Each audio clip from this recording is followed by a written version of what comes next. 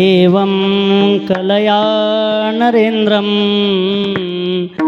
धनेन कान्ता कृपया च पुत्रं सत्येन मित्रं भावेन देवं कलया नरेन्द्रं धनेन कान्ता कृपया च पुत्रं ज्ञानेन मोक्षं वशमानयन्ति की तो भावाने तो भगवान परमात्मा वश होतो. जसं राजा आहे, पूर्वी काही असे कलाकार होते महाराज, एवढ्या काही कला करायचे.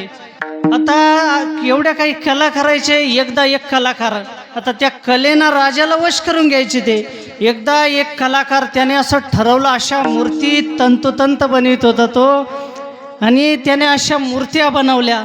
बरं, त्याला माहिती होतं आपल्या आयुष्यामध्ये आणि कोणत्या वेळेस आपला मृत्यू आहे. बरं, त्या मूर्तिकाराने हुबेहूब अशा 7 मूर्त्या एवढ्या काही सुंदर अशा बनवल्या आणि 8वा जाऊन तो उभा राहिला.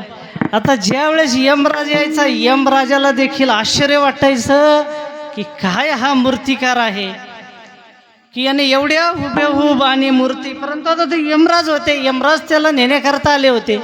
परंतु आता हा त्या मूर्तीच्या जशा मूर्त्या आहेत तसा उभा राहायचा. आता यमराजालाही प्रश्न पडला, काय कलाकारी आहे हा. शेवटी यमराज म्हणले, फार मूर्त्या सुंदर बनवल्या, परंतु एक चूक आहे म्हणले. आता एक चूक, आता याला कुठं रावलं गेलं. हा म्हणलं, काय चूक आहे सांगा. अरे म्हणले, हीच चूक आहे, तू बोललं हीच चूक आहे.